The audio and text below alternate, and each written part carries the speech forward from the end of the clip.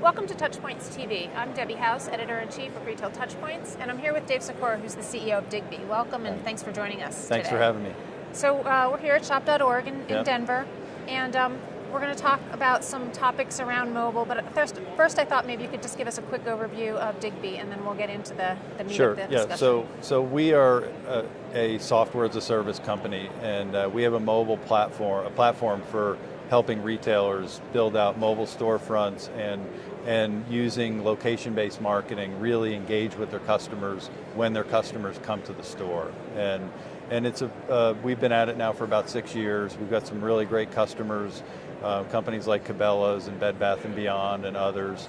And so for us, you know, it's been fun to see the transition and the evolution of mobile and the importance of mobile, you know, in this community. Yeah, there's a lot going on. There are a lot of topics. So what do you see as a couple of the key challenges right now? Where where is mobile?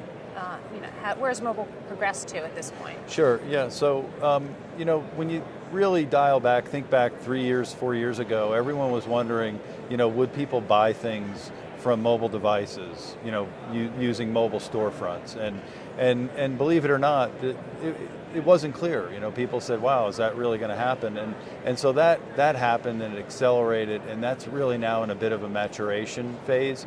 And so what a lot of multi-channel retailers are looking at now is they're trying to figure out ways to really engage with their customers when they come to their stores. So we're really starting to see mobile now evolve into that multi-channel glue. People talk about the omni-channel, and mobile is really that glue that brings together all the different channels. And it's help save the store in some regards. There's some concern that people aren't going into stores as much as it. Yeah, the whole showrooming concept, right? And sure, on one level, you could argue that mobile is really a revenge for bricks and mortar, because they have these huge investments in infrastructure, and folks can come, they can look at products, they can touch products, they can get instant gratification, and the retailers just need to figure out how to use that mobile technology to better influence the customer experience inside the store. So the using the localization, then you're better able really to appeal to individual customers on a one-on-one basis. Is that?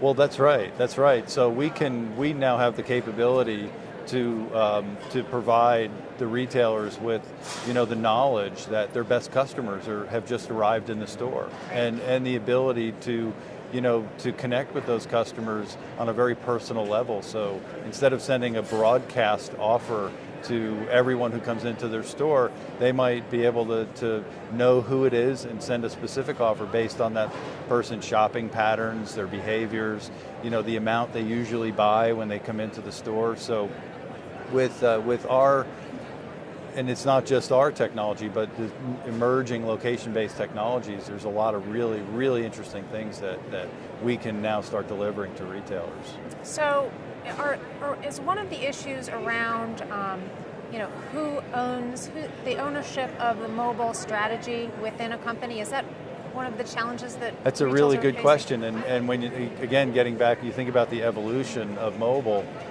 and it started out as an extension to the e-com store, and so as a result, whoever owned e-commerce owned mobile, and so now as mobile starts bridging into the other channels, particularly the in-store experience, there's going to be an evolution of who actually owns mobile, and what we're seeing is it's moving more and more into the marketing domain, in some cases even moving more and more into in-store operations, because that, and when you look at the retail marketplace now, still 80 to 90% of total revenues are coming from the store. So that carries a much heavier weight inside of a lot of these companies than e-com. Even though e-com might be growing faster, the in-store experience is really still very profound for these companies.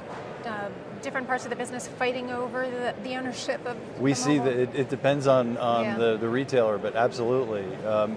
We don't see mobile just settling in e-commerce. We see it abstracting itself much higher, even at the CMO, the Chief Marketing Officer level, because if now you're delivering on an experience that spans every way you engage with your customers, through mobile devices, through the web, through the store, it's much more strategic. And so as a result, it's going to end up in being owned by folks who are much higher up in the organization.